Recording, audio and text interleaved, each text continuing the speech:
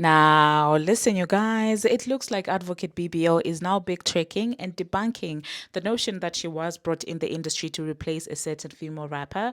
We're going to discuss about that, and I will also let you know why I think that she is now backtracking. And we're also going to be discussing about this entire situation with her celebrating the altercation between her and Jatavia. And at this point, I'm like, what is going on? The desperation of her to celebrate, even, her getting dragged is insane. We're also going to be talking about Clarissa Shields and, of course, Papoose. She's out there celebrating their 1 year anniversary, and people have a lot to say about that. Meanwhile, Remy Ma is dropping actually a diss track towards Clarissa Shields, basically telling her that she does not want to fight. She would rather pew pew her. And we'll be discussing about that. Hello, tea lovers, and welcome to the tea plug. I trust you guys are doing well, and I trust you are doing great. Personally, I am doing great. You guys, I am doing extremely amazing. And without further ado, let us dive straight into today's tea. First of all, let us talk about Advocate BBL. Now, we all know that when she first came into the industry, she's the one who started picking beefs with Nicki Minaj. And you could tell that, that energy was being fueled somewhere. And I mean, even celebrities and other artists like Kanye West came out there to say that the reason why the Transformer was out there being, propelled at the beginning of her career was so that she could go against Nicki Minaj. I mean, even Atlantic executives, admitted that themselves. They said that when they saw her, they said, this is going to be the person to go against Nicki Minaj. This is not something that people just pulled out of their behinds, okay? It is documented in interviews. These people have admitted that, well, when we saw her, we said, well, this is the person that's going to go against Nicki Minaj. So to act like you were brought in the industry, just, you just organically found yourself in the industry because you're so talented, you're so passionate about rap, is absolutely insane. First of all, how can she even talk about being passionate for rap? Because at the beginning, she came out here and she was like, she doesn't care about hip hop. All she wants is to make money. She wants to go number one. Hence, they had writers on standby to help her write her first album. So, this whole I'm authentic. I was just it's not. That's not it. We're not stupid. You said it yourself, unprovoked, that you don't care about anything else than making money. And the executives, like I said, admitted that, well, when they looked at you, the first thing they thought was, well, they were going to pit you against Nicki Minaj. And that's why you were propelled to the place that you are right now. So to come back in 2025 and make it seem like, oh, you just didn't get along with Nicki Minaj for absolutely no reason. It's got nothing to do with the fact that you were made to believe that you're going to be the next Nicki Minaj is insane to me. And that's rather her insulting our intelligence, because how daft do we look? And the problem with daft people is a lot of times they really do feel like their level of reasoning is everyone's level of reasoning. So they think that the way their mind works is the way that everyone's mind works. If their mind is limited to, well, if I say this, they're supposed to believe me, they think that we will believe that BS. Okay, which is not the case. Okay, so that being said, she went on an interview here in 2025, and she was basically saying that, well, we just don't get along with Nicki and with a certain female rapper. She cannot say Nicki's name, you know this. We just don't get along. I wasn't brought in to replace his destiny. It's no, no, no, no. Is it destiny also that made you literally take that woman's picture to the doctor? Is that destiny? Is it destiny that made you get caught stalking that woman? Is that destiny? Is it destiny that made you throw a shoe at that woman over a fake tweet? Is that destiny? Is it destiny that made you feel some type of way over motorsport just because you don't comprehend well? No, that's not destiny. You were literally looking for ways to go against Nicki Minaj because really she hadn't done anything to you. They told you that you had to go against her. So please don't insult our intelligence. We know how your career came about. No matter how many times you come on here trying to say, I write my raps, I love hip hop, I love rap, and all of these things, we all know from you. You said it yourself. This is the part that annoys me about this girl. Like, she said it herself. At least stand on business. Why won't you just stand in 2025 shouting that, oh my God, only numbers matter? Anyway, I will insert what she had to say about this entire situation. But now, let me tell you why I do feel like she's now backtracking. I think she has realized with this album that's out that, the mission to replace Nicki Minaj did not work. The mission to destroy Nicki Minaj did not work. And her value had been placed on her ability to go against Nicki Minaj. That was a value.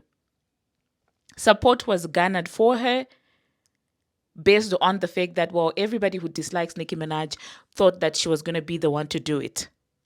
So now that it's not working, she knows that the support of those people is not going to come through. So now she wants to act like, oh, that's not the reason. No, you failed your mission. It's okay to admit your failure. Like, it's okay.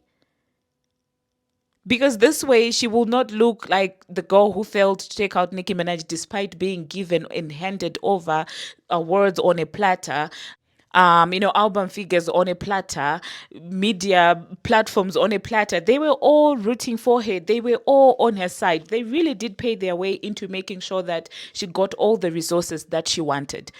But even with that, she failed. And instead of her just admitting that, well, I failed, she's out there trying to play mind games to make it seem like she's not bothered with Nicki Minaj. Go, bye.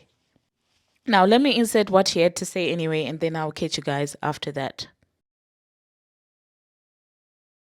People have made this whole story that I came in the industry to like take over somebody's career or like make them think, but it's like I never thought that. I just wanted to become famous at what I like to do. That's all things. Sometimes people just don't get along with each other, and if they don't get along with each other, it's no more like, oh, but I think that they don't get along with each other because somebody from the higher ups wanted to make and destroy and this and that. No, this is what I was destined for. I was destined to become this. Whether, no matter who signed me, no matter what, I was going to be famous and I was going to be a rapper no matter what, because this is what I invested my time with, invested my own money with. Like, before I got signed, I was investing my money. It's nothing more than just people didn't get along with each other, and that's just that. Well, there you heard that, you guys. There you heard that. Now, moving on to the next thing that we're going to be talking about, let us talk about everything that went down with her and Jatavia yesterday. Now, we all know that she has her own sidekick who is also a guy, Ken Barbie, and he has no issue with speaking on women, with coming for women. I mean, several times he came for JT, even when JT was pleading with him to not post her. He didn't stop, okay? I'm just giving you context to the next thing that I'm going to be talking about. So, yesterday, during the altercation between herself and Jatavia, guess who decided to come through? It is none other than Raymonte. Raymonte, you guys know that Raymonte and Jatavia are very cool. And I guess he decided to speak also on Jatavia's behalf. And Advocate BBO's fans were not here for it. They were not here for it. They were calling him out, saying that you're always in women's business, okay? So somebody said, where is the disc back, okay? And then Jatavia posted, of course, a snippet of Advocate BBL claiming that, well, this was her writing the response to Jatavia. And so Raymonte laughed at that and said, yo, did she really say that? Responding to Jatavia, obviously. And then one of the fan pages said, you stay in females' business, bruh. It's annoying. Basically telling Raymonte to stay out of women's business because, well, according to them, he is a guy. Meanwhile, their whole PR person, whole fan page, the number one, fan page that they have belongs to a man, and that man has no issue dragging other women on behalf of Advocate BBL. But when it comes to other men standing up for women that are being dragged also, it becomes an issue. This is the hypocrisy that I'm talking about. It doesn't really make sense. But guess what? Raymonte had, some words for them.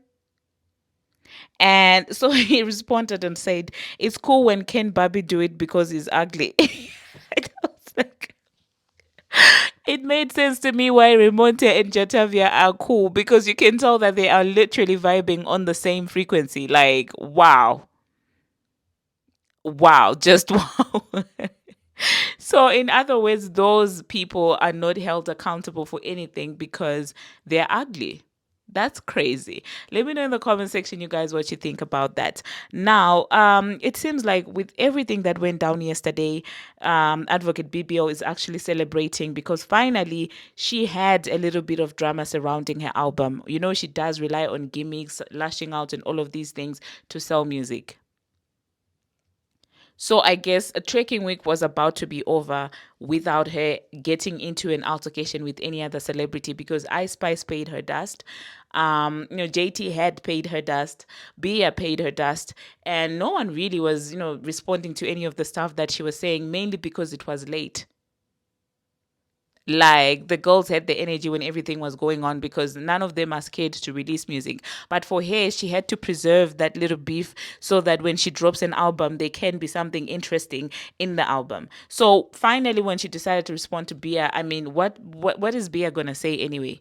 Because everything that Bia was saying in her district came to pass.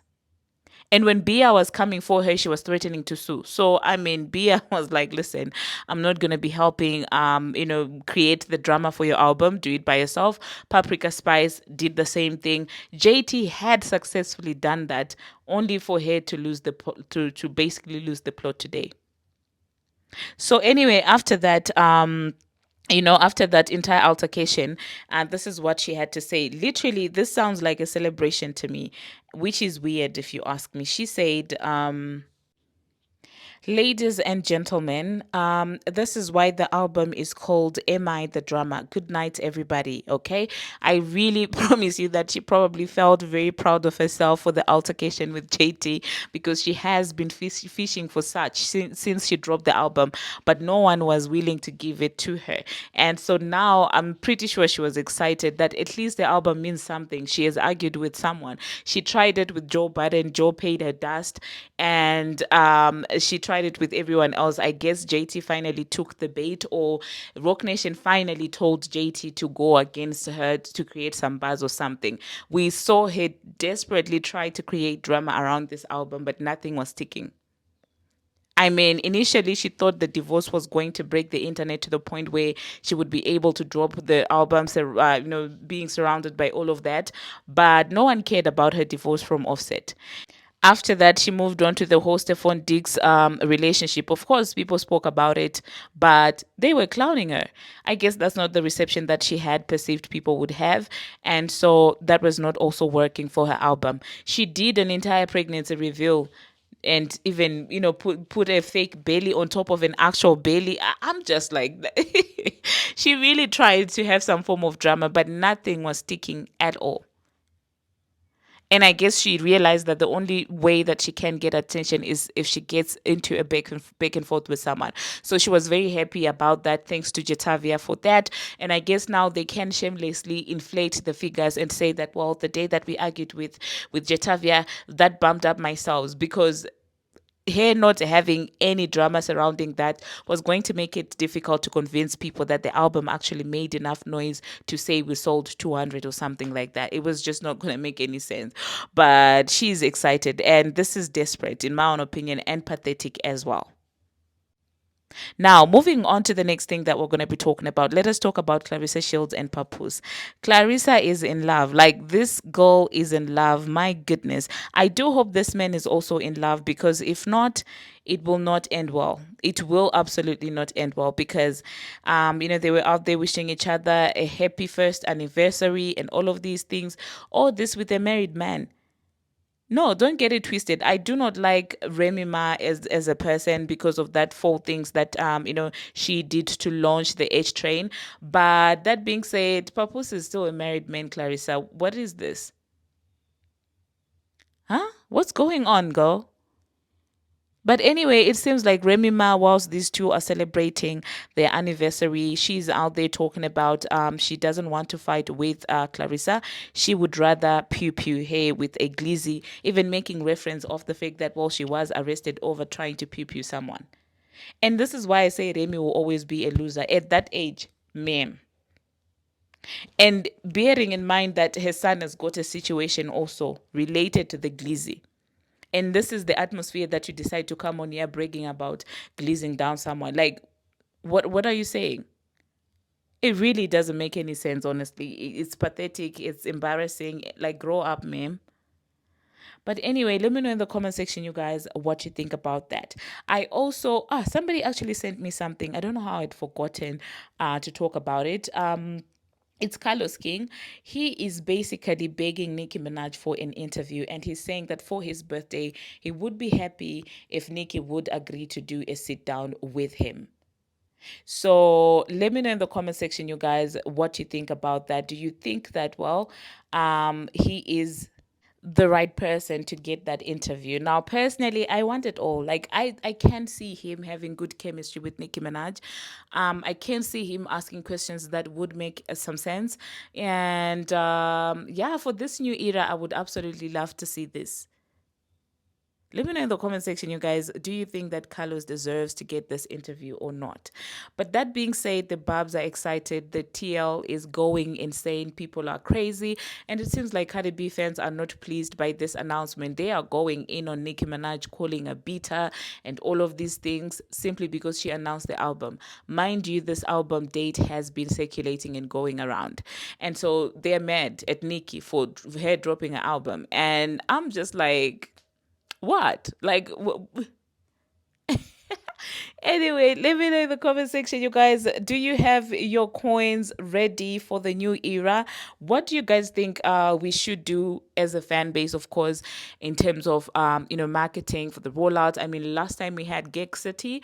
What do you think is going to come out? Because I mean, that was a moment. I don't know if we're ever going to be able to have a moment like Gig City. That was insane. That was iconic, and I cannot wait to see what this new era has. Oh my god, I said neura. But thank you very much, you guys, for watching, and thank you very much for making it this far. If you have not already, what are you waiting for? Smash that subscribe button, and do turn on the notification bell so that you will be notified each and every time that I post. And until my next one, see you.